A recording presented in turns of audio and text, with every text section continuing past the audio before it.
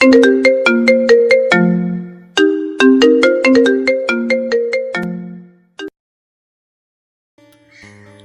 Everyone, শুনছো? আমাদের নতুন নতুন ভালোবাসার গল্প পেতে আমাদের মনের রাঙিনায় চ্যানেলটিকে সাবস্ক্রাইব করো এবং পাশে থাকা বেল আইকনে ক্লিক করে দাও। ধন্যবাদ। ভাইয়া, কন্ডোম এনেছেন কেন? আজকে রাতে শারীরিক মেলামেশা না করলে হয় না? আমার এসব ভীষণ ভয় লাগে। মানিব্যাগ থেকে কন্ডোমের প্যাকেট বের করে টেবিলের ওপর রাখার সময় নববধূর মুখে এমন কথা শুনে হেসে ফেলল অভি। কেমন বাচ্চাদের মতো কথাবার্তা। অভি ঘুরে দাঁড়িয়ে হাসি মুখে বলল, কি বলছো এসব দৃষ্টি? আর স্বামী স্ত্রীর ক্ষেত্রে তো এসব বৈধ। তবুও আমি ওসব কাজ করতে পারবো না। আচ্ছা, এসব করতে হবে না। তাহলে ওই যে মানিব্যাগ থেকে ওই প্যাকেটগুলো বের করে রাখলেন, ওগুলো কেন? ওগুলো দিয়ে কি হয়? ভাবি কিন্তু আমাকে বলেছে। তোমাকে যেমন ভাবি এটা সম্পর্কে বলেছে, আমাকেও তেমন বন্ধুর এটা ফাজলামো করে দিয়েছে। লাল শাড়িতে দৃষ্টির লাজুক মুখটা ভীষণ মায়াবী লাগছে। এ যেন স্বর্গের অপ্সরী বসে আছে অভির সামনে। দৃষ্টির বয়স বেশি হলে 16 কি 17 হবে। অভির আম্মুর বান্ধবীর একমাত্র মেয়ে দৃষ্টি। গত বছর দৃষ্টির মা বাবা সড়ক দুর্ঘটনায় মারা যাবার পরে অভির আব্বু আম্মু দৃষ্টিকে অভিদের এখানে নিয়ে আসে এবং আব্বু আম্মুর ইচ্ছে দৃষ্টিকে অভির বউ করা। এবছর তাদের ইচ্ছেটা পূর্ণতা পেল। দৃষ্টিকে অভিরও ভীষণ পছন্দ। যেমন দেখতে দুধে আলতা গায়ের বরণ, তেমনি নম্র ভদ্র স্বভাবের মেয়ে ও। অভি কিছুদিন হলো বসুন্ধরা গ্রুপে একটা সেকশনের প্রোডাকশন সুপারভাইজার হিসেবে চাকরি পেয়েছে। দেখতেও সুদর্শন এবং স্মার্ট। তবুও দৃষ্টির কেমন যেন লাগছে। এত কাছাকাছি কেউ আসবে ভাবতেই শরীরের লোম কাটা দিয়ে ওঠে। ঘোমটা দিয়ে রাখায় সম্ভবত গরমে এবং ভয়ে লাজে ঘামছে দৃষ্টি। তাই দেখে অভি বলল, দৃষ্টি, এবার তো ওটা খুলো। আপনাকে না বললাম ওসব আমার ভয় লাগে? আরে কিসের উল্টাপাল্টা ভাবছো দৃষ্টি? আমি ঘোমটা খুলতে বলছি। শরম লাগছে তো তোমার? শাড়ি খুলে নর্মাল ড্রেস পরো, ভালো লাগবে। আমি শাড়ি খুলে ফেলি আর আপনি সেই সুযোগে আমাকে ধরবেন, তাই না? আমি সব বুঝি। তুমি আমার সামনে বদলাতে যাবে কেন? আপনি তো সামনে বসে আছেন, বদলালে তো আপনার সামনেই বদলাতে হবে। সমস্যা নেই, বদলাও। কি সব বলছেন? লজ্জা করে না আপনার? স্বামী স্ত্রীর মাঝে আবার লজ্জা কিসের দৃষ্টি? আচ্ছা, তোমার লজ্জা পেতে হবে না, আমি কিছুক্ষণের জন্য বাইরে যাচ্ছি। কথা শেষে অভি উঠে রুমের বাইরে চলে গেল। দৃষ্টির শাড়ি বদলে স্বাভাবিক কাপড় পরল। এদিকে অভি রুমের সামনে দাঁড়িয়ে আছে দেখে দাদি এগিয়ে এসে অভির গাল টেনে দিয়ে বলল, বাসর ঘরে বিউটি বউ রেখে বাইরে ডিউটি করার মানে কি? হতচ্ছাড়া, এই রাতের এক মুহূর্ত নষ্ট করতে নেই। দাদা বেঁচে থাকলে আজকে নতুন করে তোমার আর দাদার বাসু দিতাম বুড়ি। আমাদের সফটওয়্যার এখন হ্যাং হয়ে গেছে রে বলদ। তোদের তরতাজা সফটওয়্যার কাজে লাগা। কথা শেষে ধাক্কা দিয়ে অভিকে রুমে ঢুকিয়ে দিয়ে দাদি হাসতে হাসতে চলে গেল। অভি এসে খাটে বসতেই টেবিলের ওপর রাখা দুধের গ্লাসটা এনে অভির হাতে দিয়ে দৃষ্টি বলল, দাদি বলল আপনাকে এই দুধ দিতে। আচ্ছা, আপনি কি ছোট বাবু যে আপনি এখনো দুধ খেতে হয়? ছোট্ট বাবু হলে তো দুধ ফিটারে ভরে খেতাম। এটা একটা রীতি, বাসর করে স্ত্রী স্বামীকে দুধ খাওয়ানো। ইস, কেমন পচা রীতি। এতে কি হয়? বাসরাতে স্বামীকে শুধু দুধ খেতে দেওয়া হয় যে তা নয়। রাসূলুল্লাহ সাল্লাল্লাহু আলাইহি সাল্লাম নিজের বিয়ের বর্ণনা থেকে জেনেছি যে বিয়ের দিন শাশুড়ি দুধের পেয়ালা সামনে দিলেন। এরপর তিনি রাসূলুল্লাহ সাল্লাল্লাহু আলাইহি সাল্লাম কতটুকু পান করে উম্মুল মুমিন রাদিয়াল্লাহু আলাইহি সাল্লামের দিকে এগিয়ে দিয়ে তাকে একটু পান করালেন। এরপর বাকিটুকু আবার নিচে পান করে নিলেন। রাসূলুল্লাহ সাল্লাল্লাহু আলাইহি সাল্লাম স্বামী স্ত্রীর অভ্যন্তরীণ ভালোবাসা কিভাবে শুরু করলেন দেখলে তো? তাছাড়া দুধ সুস্বাস্থ্য রক্ষায় কার্যকরী এবং সুস্বাস্থ্যের সাথে জড়িয়ে থাকে দীর্ঘায়ু, জীবনে সমৃদ্ধ এসব। তাই বাসরাতে স্বামীকে দুধ খাওয়ানোর মাধ্যমে একটি সুখী সমৃদ্ধশালী দীর্ঘ দাম্পত্য জীবনের কামনা করা হয় এবং বাসরাতে এই শুভকামনার প্রতীকী হয়ে ওঠে দুধ। হ্যাঁ, এবার বুঝলাম। আরও কারণ থাকতে পারে, কিন্তু বলা যাবে না। কেন বলা যাবে না? লজ্জাবতী বউ তো তুমি, তাই। তাতে কি? শুনে কিনা আবার লজ্জাবতীর মতো লাগে। কুকরিকে খাটের তলায় ঢুকে বসে থাকো তাই? তাইলে থাক, বলতে হবে না আপনার। শোবার কথা ভেবে অভি উঠে গিয়ে রুমের লাইট অফ করতেই দৃষ্টি চেঁচিয়ে উঠে বলল, এই লাইট বন্ধ করলেন কেন? আমি কিন্তু চেঁচামেচি করে সবাইকে ডাকবো বলে দিচ্ছি। এমন বিয়ে করার চেয়ে চিরকুমারী থাকা ভালো। লাইট অন করে খাটের ওপর এসে শুয়ে পড়ল অভি। দৃষ্টিও গুটিসুটি মেরে অভির থেকে নিরাপদ দূরত্ব বজায় রেখে শুয়ে আছে চুপচাপ। হঠাৎ অভির মনে একটা দুষ্টু বুদ্ধি জাগলো। ধীরে ধীরে দৃষ্টির পাশে গিয়ে দৃষ্টিকে জড়িয়ে ধরে দৃষ্টির গালে একটা চুমু খেতেই স্প্রিংয়ের মতো লাফিয়ে উঠে টেবিলের কাছে গিয়ে ট্রে থেকে আপেল কাটার ছুরি হাতে নিয়ে দৃষ্টি বলল, আপনাকে নিষেধ করার পরেও আপনি আবার আমাকে স্পর্শ করলেন কেন? দৃষ্টির এমনিতেই বয়স কম, খচং করে পেটে ছুরি ঢুকিয়ে দিলেই অভির ভবলীলা সাঙ্গ। বাসর রাতে বউয়ের হাতে প্রাণ গেলে কেলেঙ্কারি ঘটে যাবে। ইতিহাসের পাতায় সর্বপ্রথম মনে হয় অভির নাম লেখা হবে, যার কিনা বাসর ঘরে বউয়ের হাতে প্রাণ নাশ হয়েছে। এইসব ভেবে অভি প্রায় কোমায়িত। কি কথা বলছেন না কেন? মানে জীবনের প্রথম বিয়ে তো, বউকে আদর করার লোভ সামলাতে পারিনি, তাই আর কি। আগে পিছে এক্সপিরিয়েন্স থাকলেও হয়তো আমার অবুঝ মনটা এত উত্তেজিত হতো না। জীবনের প্রথম বিয়ে মানে? আরো বিয়ে শাদী করার ইচ্ছে আছে নাকি? কোলবালিশ জড়িয়ে ধরে কোলবালিশে একটা চুমু খেয়ে অভি বলল, বিয়ে কি মানুষ বইয়ের হাতে চাকু দেখে ভয়ে রাত কাটানোর জন্য করে নাকি? ওকে আদর্শ ভালোবাসার জন্য করে। তুমি যখন আদর করতে দিচ্ছ না, তখন আরেকটা বিয়ে করার সেরা উপায় কি? ছি, দাঁড়ান, আপনার দ্বিতীয় বিয়ে করার মজা দেখাচ্ছি। বলেই চাকুটা অভির দিকে ছুঁড়ে মারল দৃষ্টি। অভি বালিশ দিয়ে চাকু ফেরালো। চাকু বালিশে ঢুকতেই বালিশ কেটে তুলো বের হলো। দৃষ্টি এগিয়ে আসতেই অভি লাফিয়ে পড়ে খাটের নিচে। দৃষ্টি খাটের নিচে, আবার অভি খাটের উপর। জামাই বউ তো নয়, যেন টম অ্যান্ড জেরি। দুজনের এই কর্মকাণ্ডে ধূপধাপ শব্দ হচ্ছে।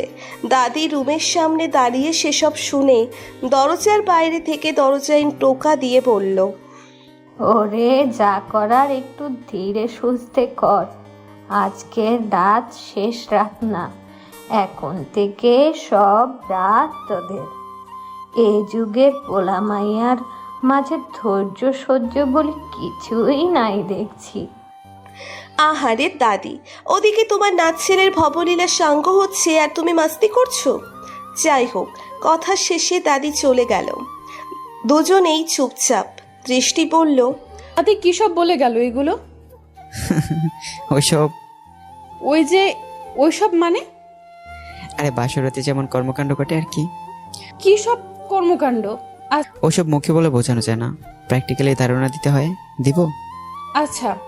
অভি দৃষ্টিকে চোখ বন্ধ করতে বলল। দৃষ্টি চোখ বন্ধ করলো। অভি দৃষ্টির মুখোমুখি দাঁড়িয়ে দৃষ্টির ঠোঁটে লম্বা একটা কিস করলো। দৃষ্টি ভীষণ অবাক।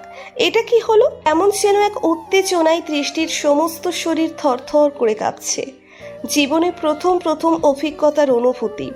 দৃষ্টির শরীর যেন নিয়ন্ত্রণের বাইরে, এখনো থরথর করে কাঁপছে। কিছুতেই নিয়ন্ত্রণ করতে পারছে না নিজেকে। ধীরে ধীরে খাটে বসে কাঁপা কাঁপা গলায় দৃষ্টি বলল, এটা কিন্তু ঠিক হলো না। অভি মুচকি হেসে দৃষ্টির সামনে হাঁটু গেড়ে বসে।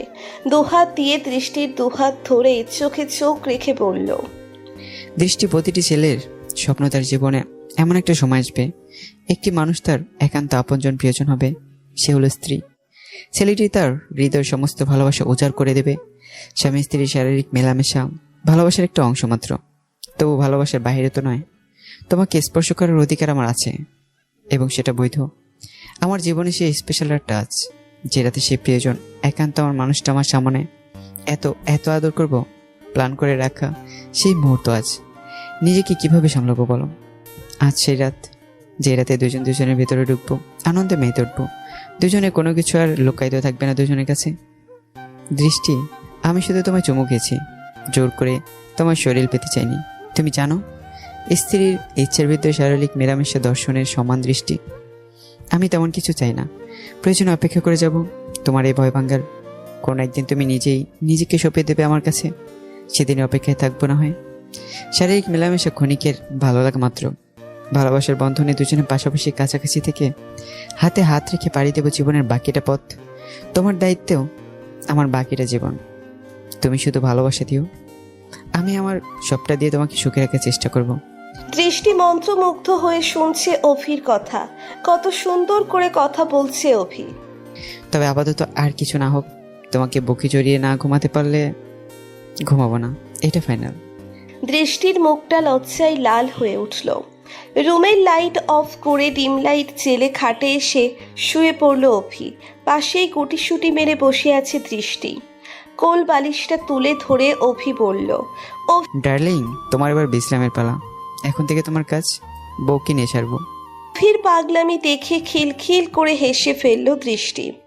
কোল বালিশ ছুঁড়ে ফেলে টান মেরে দৃষ্টিকে শুইয়ে বুকে চেপে ধরে অভি বলল, রক্ত মাংসের কোলবালিশের ফিলিংসটাই আলাদা রে বউ। দৃষ্টি লজ্জায় লাল, চুপ করে শুয়ে আছে অভির বুকে। অভি দৃষ্টিকে শক্ত করে বুকে জড়িয়ে ধরে বলল, আমার কিন্তু বাল্যকাল থেকে বউকে নিয়ে একটা মারাত্মক স্বপ্ন আছে, সেটা পূর্ণ করার দায়িত্ব তোমার। বাবা, বাল্যকাল থেকে বউকে নিয়ে স্বপ্ন? কি সেটা? এভাবেই দুজন দুজনকে জড়িয়ে ধরে সারা রাত ঘুমাবো। তবে এই দুজনের শরীরে কিছুই থাকবে না, একেবারে খালি গায়ে। এতে কি হবে? এতে দুটি দেহ মিশে যাবে শুধু দেহে। দুজনের হার্টবিট এক হবে, দুজন দুজনের শরীরের উষ্ণতা অনুভব করব, আর অনুভব করব দুজন দুজনের হৃদস্পন্দন। আমারও একটা ইচ্ছা আছে শিশুকাল থেকে, প্রচন্ড ইচ্ছে, যেটা আজ পর্যন্ত কাউকে বলা হয়নি। কি সেটা বলো আমাকে। আমার শিশুকাল থেকে ইচ্ছে আমার একটা ফুটফুটে বেবি হবে। বেবি তো হবে, কিন্তু হবে কি করে? বেবি হওয়ার কার্যক্রম সম্পূর্ণ না হলে? কার্যক্রম মানে? মানে ওই যে তুমি ওইসবে ভয় পাও, বেবি পেতে হলে ভয় বিসর্জন দিতে হবে। মনের ভেতর শুধু ওইসবের ধান্দা, এত জড়াজড়ি করা লাগবে কেন? বউকে জড়িয়ে ধরবো না তো কাকে জড়িয়ে ধরবো শুনি? আমার কেমন যেন লাগে। দৃষ্টি একটু দূরে সরে গেল। অভি আবার দৃষ্টিকে টেনে এনে বুকে জড়িয়ে পড়ল। একটা মানুষ একান্তই আমার, শুধুই আমার, তাকে নিয়ে ধান্দা নয়, ইচ্ছে আর স্বপ্ন হাজার। এখন থেকে আমার সমস্ত ভালোবাসা তোমায় ঘিরে। আমার ভবিষ্যৎ জীবনের সহযাত্রী তুমি দৃষ্টি। তুমি আমার আর আমি তোমার, এটাই তো। তুমি দেখে নিও, তোমাকে এত ভালোবাসবো যে তোমার যন্ত্রণাময় অতীতে তোমাকে স্পর্শ করতে পারবে না। দৃষ্টি চুপচাপ শুয়ে আছে। অভি দৃষ্টির মাথায় হাত বুলিয়ে দিতে দিতে বলল, অনেক জ্বালাতন করছি তোমায়, এবার ঘুমিয়ে পড়ো। দুজনেই ঘুমিয়ে পড়ল।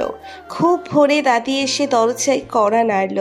দৃষ্টি উঠে গিয়ে দরজা খুলতেই দাদি বলল, কি রে, সারা রাত যুদ্ধ করে ক্লান্ত হয়ে নাকে তেল মেখে ঘুমাচ্ছিস? গোসল না করলে জাতি তোদের খবিশ বলবে, দুষ্টু দুইটা। ডিয়ার রোমান্টিক দাদি, গোসল করার মতো কোনো কর্মকাণ্ড ঘটেনি রাতে, আর আমরা যুদ্ধে নয় শান্তিতে বিশ্বাসী। হইছে, বুঝছি, হে যুগের পোলাপান 5G গতির ইন্টারনেটের চেয়েও দ্রুত, তারা আবার শান্তিতে বিশ্বাসী। আমরা তোমার মতো উত্তেজিত সৈনিক না দাদি, যে প্রথম রাতেই ঢাল তলোয়ার নিয়ে ঝাঁপিয়ে পড়ব। ধীরে সুস্থে এগোতে হবে, আমাদের গোসলের দরকার নেই। তুমি দাদার কথা মনে করে হুদাই গোসল করে আসো। ঢং, তাইলে শুয়ে পড় গিয়ে। দাদি চলে গেল। দৃষ্টি এসে আবার শুয়ে পড়ল। অভি ঘুমের সাগরে ডুবে আছে। দৃষ্টি হাত দিয়ে অভিকে ধাক্কা দিয়ে বলল, মহারাজ, সকাল হলো তো, উঠে পড়ুন এবার। অভি ঘুম ঘুম চোখে দৃষ্টিকে কাছে টেনে ঠোঁটে চুমু খেয়ে বলল, শুভ সকাল মিষ্টি বউ। সবই ঠিক আছে, আপনি যেভাবে সারাক্ষণ কাছে টানতে থাকেন, ক্লোজ আপও তো এতটা কাছে টানতে পারে না। মানে কি বলছো তুমি? ওই যে ক্লোজ আপ টুথপেস্টের অ্যাড, কাছে আসো কাছে আসো, তারপর নাটক কাছে আসার গল্প। আপনি দিন রাত যেভাবে কাছে টানেন, তাতে ওসব হার মেনে যাবে। আজীবন কাছে টেনে যাবো এভাবেই। আমার তো ভয় হয় কয়দিন পরে আবার পায়ে দড়ি লাগিয়ে না টানেন। যেখানে যাবেন টানতে টানতে নিয়ে যাবেন কাছে রাখার জন্য। তা তো অবশ্যই, হয়তো তুমি আমার কাছাকাছি নয়তো আমি তোমার কাছাকাছি।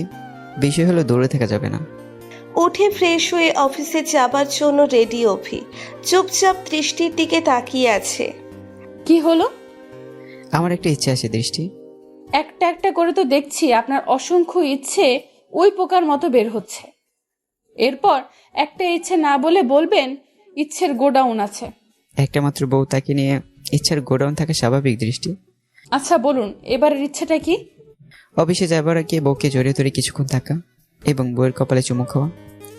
এরকম করলে কি হয়? এনার্জি লেভেল ফুল থাকে দৃষ্টি, মনটা ফুরফুরে থাকে সারাদিন। বাহ, এইটা বলতে পারো এনার্জির উপর এনার্জি প্লাস দৃষ্টি।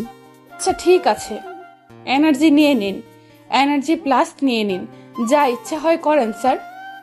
অভি মুচকি হেসে এগিয়ে এসে দৃষ্টিকে জড়িয়ে ধরে দৃষ্টির কপালে চুমু খেয়ে দৃষ্টিকে নিজের খেয়াল রাখতে বলে অফিসে চলে গেল। দৃষ্টি রান্নাঘরে এসে শাশুড়িকে সালাম দিয়ে বলল, মা এতদিন না হয় অতিথি হিসাবে ছিলাম, কোনো কাজ করতে দেননি, এখন আপনার পুত্রবধূ, সংসারের এইসব কাজ এখন থেকে আমি সামলাবো মা। মা মুচকি হেসে দৃষ্টিকে বুকে টেনে কপালে চুমু খেয়ে বলল, যখন সময় হবে আমি নিজেই তোকে বলবো। আপাতত তোর কিছু করতে হবে না, খাবি দাবি আর আমার পাগল ছেলেটার খেয়াল রাখবি। দৃষ্টির চোখে জল টলমল করে উঠল নিজের মায়ের কথা মনে পড়ে। শাশুড়ি আবার দৃষ্টিকে বুকে জড়িয়ে বলল, একদম কান্নাকাটি মন খারাপ করবি না, আমি তো তোর মাই। এখন দেরি না করে জলদি আমাদের একটা নাতি নাতনি উপহার দে, দেখবি তোরও মনটা সবসময় ভালো থাকবে। দৃষ্টি মুচকি হেসে নিজের রুমে চলে আসলো। বিকেলে মা বাবার কথা ভেবে ভীষণ মন খারাপ দৃষ্টির। জীবনের বড় অধ্যায় শুরু হলো, কিন্তু আজ সবচেয়ে যারা বেশি খুশি হতো তারা নেই। কিছুক্ষণ কান্নাকাটি করে সন্ধ্যায় ঘুমিয়ে পড়ল দৃষ্টি। অফিস থেকে বেরিয়ে মার্কেটে গিয়েছিল অভি কিছু কেনাকাটা করতে। সন্ধ্যার পরে বাসায় ফিরল অভি। দৃষ্টিকে ঘুমিয়ে দেখে আর ডাকলো না। জলদি করে অফিস ব্যাগের ভেতর থেকে কিনে আনা আলতা বের করে দৃষ্টির পায়ে লাগিয়ে দিতে লাগলো। টের পেয়ে ঘুম ভেঙে গেল দৃষ্টির, কিন্তু সে চোখ বন্ধ করে চুপচাপ রইল। দৃষ্টির আলতা পরা ভীষণ পছন্দ, আর অভি নিচে আলতা পরিয়ে দিচ্ছে, এ তো কল্পনার বাইরে। ভীষণ ভালো লাগছে দৃষ্টির। জীবনে এমন কাউকেই তো পাবার স্বপ্ন সব মেয়েদের। আলতা পরিয়ে দেওয়া শেষে অভি গিয়ে ড্রেস চেঞ্জ করে ফ্রেশ হয়ে এসে দৃষ্টির আলতা পরা পায়ের দিয়ে অপলক দৃষ্টিতে তাকিয়ে আছে। দৃষ্টি হালকা চোখ খুলে দেখে, আবার চোখ বন্ধ করে মনে মনে ভাবছে, পাগল লোক একটা। অভি হঠাৎ হাঁটু গেড়ে বসে দৃষ্টির আলতারাঙা পা তুলে ধরে একটা চুমু খেতেই ভীষণ অবাক হয়ে দৃষ্টি লাফিয়ে উঠে বসে বলল, আপনি পায়ে চুমু খেলেন? পাগল আপনি, এরকম কেউ করে? চুমু খাবার জন্য ঠোঁট, গাল, কপাল অথবা শরীরের অন্য জায়গাগুলো কি লক করা নাকি? কেন, এতে সমস্যা কোথায়? সমস্যা কোথায় মানে? পায়ে কেন চুমু খাবে?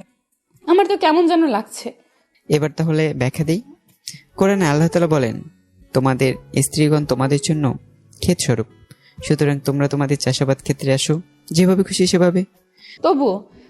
তবুও কি, তুমি প্রথমে আয়াতটিতে খেয়াল করো, স্বামী স্ত্রীর সম্পর্ক কতটা গাঢ় আর প্রমাণ কোরআনে করিমে আল্লাহ তাআলা ঘোষণা করেন, তারা তোমাদের পোশাক স্বরূপ এবং তোমরা তাদের পোশাক স্বরূপ। সূরা বাকারা আয়াত 187।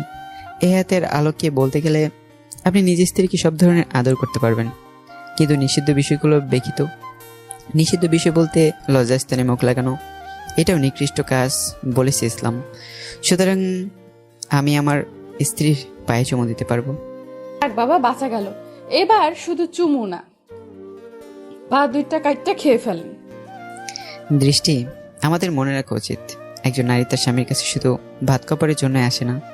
তাহলে তো তনাত্র পরিবারেও মেয়েদের বিয়ের প্রয়োজন হতো না, বরং স্ত্রীর অর্থনৈতিক ভরণ পোষণ অধিকারের পাশাপাশি তার আরও কিছু অধিকার রয়েছে, যেগুলো অপূর্ণ থেকে গেলে স্বামী স্ত্রীর মধ্যে দূরত্ব সৃষ্টি হতে পারে। বৈবাহিক ব্যবস্থার স্থায়িত্ব হুমকির মুখে পড়তে পারে। স্ত্রীর মানসিক বিনোদন তার অন্যতম। একজন স্ত্রী তার স্বামীর কাছ থেকে শুধু ভরণ পোষণেই তুষ্ট থাকতে পারে না, বরং স্বামীর কাছে তার আরও কিছু চাওয়া পাওয়ার আছে, সেগুলো সে পূর্ণভাবে পেতে চায়। কোনো স্ত্রী যদি সত্যিকারের অর্থে স্বামী ভক্ত হয়, তাহলে সে তার স্বামীকে মনে প্রাণে ভালোবাসে স্বামীকে নিয়ে সে তার স্বপ্নের সৌধ নির্মাণ করে। সেক্ষেত্রে স্ত্রীও চায় স্বামী তাকে ভালোবাসুক, তার প্রতি আলাদাভাবে খেয়াল করুক, তাকে গুরুত্ব দিক, তার সাথে হাসিমুখে কথা বলুক এবং আবেগপূর্ণ আচরণ করুক। স্বামী মানে পরম বন্ধু। তোমার মনকে যদি আনন্দে ভরিয়ে না রাখতে পারি, স্বামী হিসেবে সেটা আমার চরম ব্যর্থতা। অভির কথায় দৃষ্টির মনটা আনন্দে ভরে গেল। রাতের খাবার শেষে সবাই গল্প করে যে যার রুমে চলে আসলো। রুমের দরজা বন্ধ করে খাটে এসে শুয়ে পড়ল দৃষ্টি। অভি পাশের টেবিলে ল্যাপটপে অফিসিয়াল কাজে মগ্ন। কিছুক্ষণ চুপচাপ থেকে দৃষ্টি বলল, ল্যাপটপ নিয়েই থাকবেন নাকি এদিক সেদিকেও একটু মনোযোগ দেবার দরকার আছে? কিছু বলবে? কিছু বলবে মানে? বউ অপেক্ষায় আর আপনি ল্যাপটপের দিকে তাকিয়ে আছেন? বউয়ের দিকেও তাকাতে হয় একটু একটু। কিন্তু তাকালে যে আফসোস হয়। কিসের আফসোস? দেখতে পারি অথচ ছুতে পারি না, একান্ত কাছে পেতে পারি না। এই জন্যই কবি বলেছে, একবার না পারিলে দেখো শতবার। মানে দৃষ্টি তুমি? আর কিছু বলতে পারবো না, বুঝলে বুঝে নেন। ল্যাপটপ অফ করে উঠে গিয়ে রুমের লাইট অফ করে খাটে শুয়ে পড়ল অভি। আজকে অভি নিজেই একটু দূরত্ব বজায় রেখে শুয়েছে, তাই দেখে দৃষ্টি অবাক। মোড় দিয়ে অভির কাছে এসে গা ঘেঁষে শুয়ে দৃষ্টি পড়ল, এই যে আজকে হঠাৎ করে কি আমার গায়ে কাটা গজিয়েছে নাকি? না মানে কি মানে কি? মানে আমার শরম করে দৃষ্টি। উরে বাবারে, কি শরমের লোকটা আমার।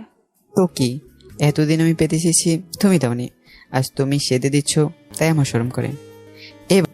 শরম ছুটামো আপনার। দৃষ্টি অভির বুকের ওপর উঠে পড়ল, আমার আদর লাগবে আপনার এক্ষুনি। দাদা বাবা বলো কি? ওই দিন বললো না যুদ্ধের কথা, আজ যুদ্ধ হবে। শুনুন। বলো তাহলে, সেও কাছে দেরি করতে নেই। তারপর মানে ওইসব ধুর, সব কথা বলা কি আর চাই? কিছু কথা বুঝে নিতে হয়। সকালে দৃষ্টি অভিকে বলল, শুনুন, আজকে খুব বাবা মার কবর জিয়ারত করতে যেতে মন চাইছে। অভি দৃষ্টিকে নিয়ে মা বাবার কবর জিয়ারতের জন্য আসলো। এটাই দৃষ্টিদের বাড়ি, অনেক বড় বাড়ি। অভি বলল, দৃষ্টি, তুমি কবর জিয়ারত করে প্রতিবেশীদের সাথে কথাবার্তা বলো, লাঞ্চের সময় আমি এসে নিয়ে যাব। কথা শেষে অভি চলে গেল। কবর জিয়ারত শেষে দৃষ্টি বাড়ির ভেতরে যাবার উদ্দেশ্যে পা বাড়াতেই পেছন থেকে এক যুবক এসে দৃষ্টির হাত টেনে ধরে পড়ল। সবকিছু ভুলে গেলে দৃষ্টি? ঘাড় ঘুরিয়ে যুবককে দেখে দৃষ্টির বুকের ভেতরটা ধক করে উঠল। পেছন থেকে দৃষ্টির হাত টেনে ধরা যুবক আর কেউ নয়, এ হলো শুভ। হাই স্কুলে যাবার পথে প্রায় দৃষ্টিকে উত্ত্যক্ত করত শুভ। একদিন দৃষ্টি স্কুলে স্যারদের কাছে নালিশ করলে স্যার অনেক পিটায় শুভকে। তারপর শুভ আরও ক্ষেপে যায়। একদিন রাস্তায় দৃষ্টির পথ আগলে দাঁড়ায় শুভ ও তার সাথে ছেলে পুলে দুর্ব্যবহার করে দৃষ্টির সাথে। এসব নিয়ে মারাত্মক ঝামেলা হবার পরে দৃষ্টির বাবা শুভর নামে মামলা করে। দোষী সাব্যস্ত হয়ে শুভ জেলে চলে যায়। কয়েকদিন হলো জেল থেকে ছাড়া পেয়েছে। দৃষ্টিকে এতদিন ফলো করে আসছিল সে, আজ মোক্ষম সময় দেখে উপস্থিত সে।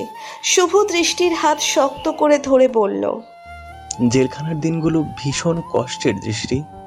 দিব্যি তো শান্তিতে স্বামী সংসার করছিস, এবার আমার কষ্টগুলো একটু লাঘব করে দে।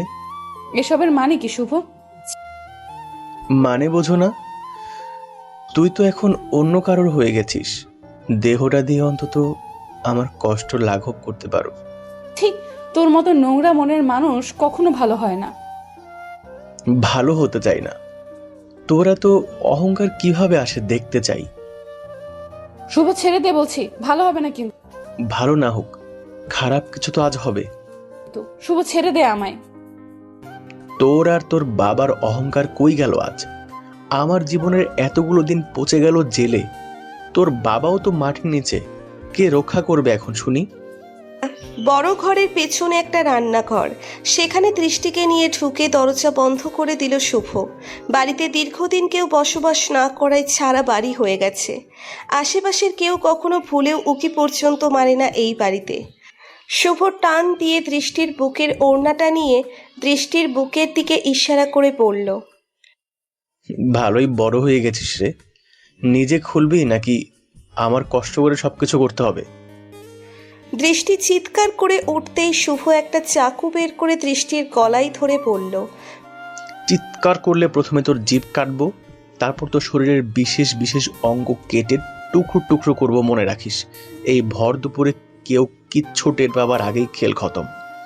ভয়ে আতঙ্কে দৃষ্টি নাজেহাল, চোখের জল টপ টপ করে ঝরে পড়ছে। শুভ দৃষ্টির বুকে মানে স্তনে হাত দেবে দেবে এমন সময় কে যেন বলে উঠল, এই মানুষ প্রজাতি আসলেই বড় বজ্জাত।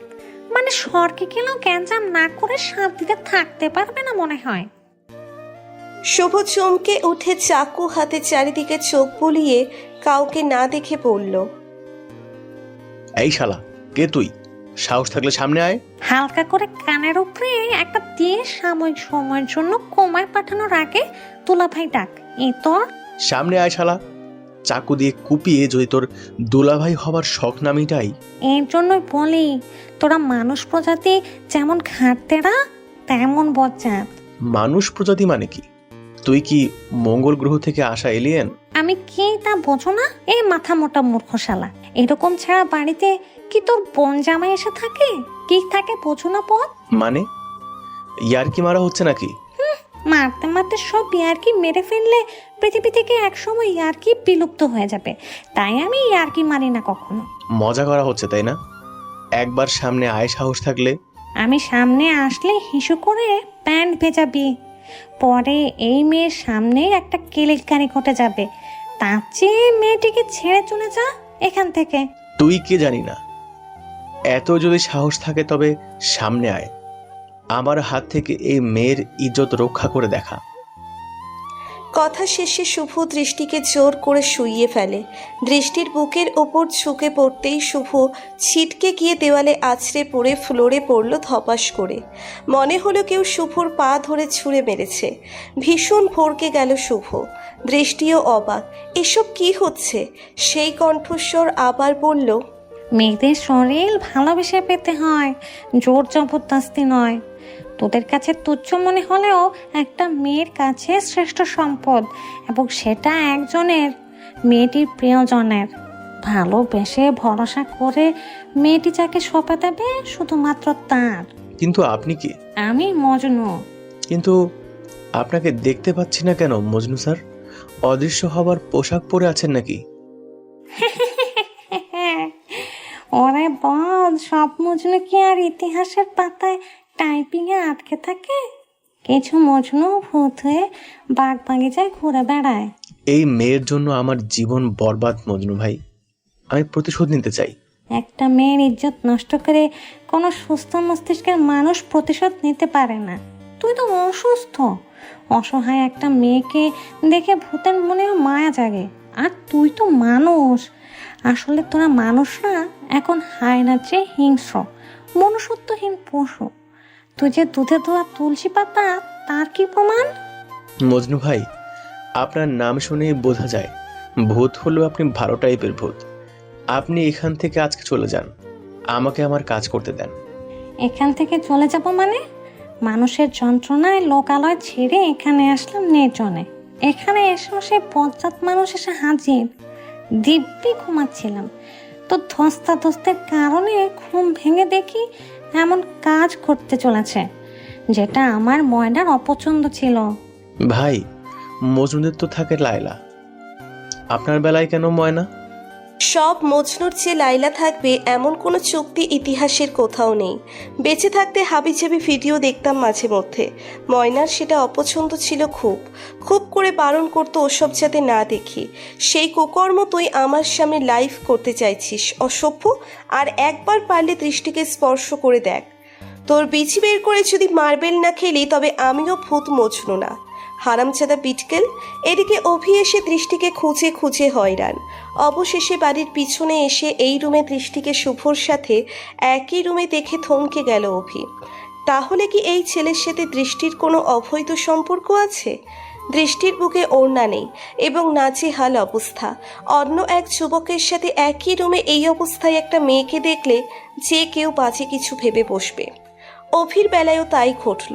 আসলে এরকম দৃশ্য দেখার জন্য প্রস্তুত ছিল না অভি। দৃষ্টিকে অন্য এক যুবকের সাথে একই রুমে দেখে অভির মাথায় যেন আকাশ ভেঙে পড়ল। এত বিশ্বাস আর ভালোবাসার পরেও দৃষ্টি এমনটা করতে পারল? দৃষ্টি উঠে এসে অভিকে বলল, আপনি ভুল বুঝবেন না আমাকে, আগে পুরোটা শুনুন। কি আর বুঝবো, নিজের চোখে দেখার পরে বোঝার কি বাকি থেকে বলো। চোখের দেখা সবসময় সত্যি হয় না, বুঝে নিয়েন। দৃষ্টিকে ফাঁসানোর জন্য শুভ বলল, এভাবে বলার কি আছে দৃষ্টি? সত্যিটা বলে দাও।